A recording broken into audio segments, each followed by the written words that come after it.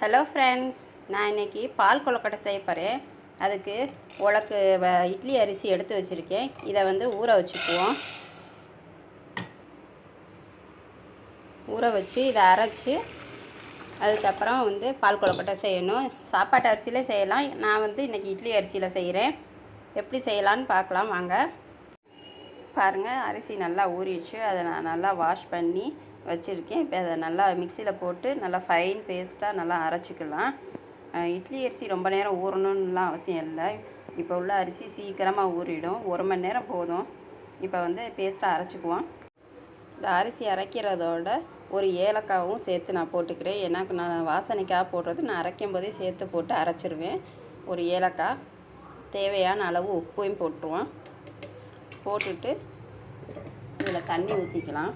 கொஞ்சம் தண்ணியாக அரைச்சாதான் நல்லா அரைக்கும், நைஸாக அரைக்கும்.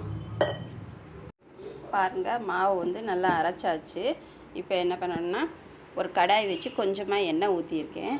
இதில் இந்த மாவை, அரைச்ச மாவை இதில் ஊற்றி நல்லா கெட்டியாக வர வரைக்கும் இதை கிண்டணும்.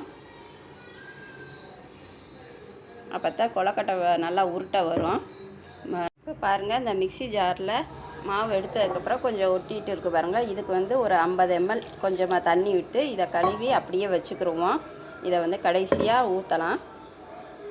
பாருங்கள், இதை அப்படி நல்லா கட்டிப்படாமல் கிண்டிக்கிட்டே இருக்கணும். கட்டி பெற்றக்கூடாது. இன்னமும் கொஞ்சம் நல்லா கெட்டியாக வரணும். நல்லா ஒட்டாமல் வருது பாருங்கள். இந்த அளவுக்கு இப்படி இருந்தால் தான் நல்லாயிருக்கும். நல்லா கெட்டியாகிடுச்சு.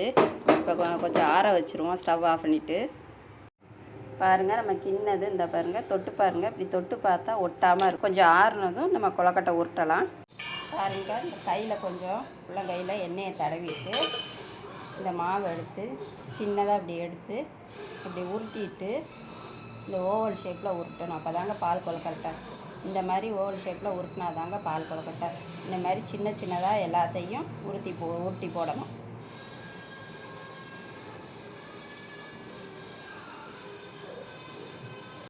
பாருங்கள், 4 டம்ளர் தண்ணி ஊற்றி அதை நல்லா சூடு பண்ணிவிட்டேன். இப்போ இந்த வெந்நீரில் நம்ம ஊட்டி வச்சுருக்க இந்த கொழுக்கட்டையை போடுவோம். தள்ளி கொஞ்சம் கொஞ்சமாக போடணும். இதை போட்ட உடனே கிண்டக்கூடாது. கொஞ்சம் நல்லா வெந்ததுக்கப்புறம் கிண்டினோம்னா ஒன்றோட ஒன்று ஒட்டாமல் இருக்கும். இப்போ கிண்டினோம்னா எல்லாம் கொழன்னு ஆகிடும். ஒரு 5 நிமிஷம் அப்படியே. இப்போ பாருங்கள், லைட்டாக கிண்டி விடுவோம். இப்போ எல்லாம் கொஞ்சம் கொஞ்சம் தனித்தனியாக வந்துடுச்சு. இந்த கட்டி மாதிரி இருக்க லேசாக உடச்சி விடுவோம். ரொம்ப ப்ரெஸ் பண்ணி உடைக்காமல் லைட்டாக உடச்சி விடுவோம். இன்னும் ஒரு 5 நிமிஷம் ஆனால் வெந்துருங்க. மிக்ஸி ஜாரில் தண்ணி இருக்குல்ல, அதை இதில் சேர்த்துக்குவோம். அந்த மாவு தண்ணியையும் நல்லா கெட்டியாக அது டேஸ்ட்டு கொடுக்கும். பாருங்கள், இப்போ நல்லா வெந்துருச்சு. இப்போ இதில் வெல்லம் போட்டுக்குவோம். பாருங்கள், 100 கிராம் வெல்லம் எடுத்து வச்சுருக்கேன். அதோட ஒரு தேங்காய் மூடி, ஒரு மூடி திருவி வச்சுருக்கேன். ஃபஸ்ட்டு வெல்லத்தை போட்டு அதில் கரைச்சிக்கலாம்.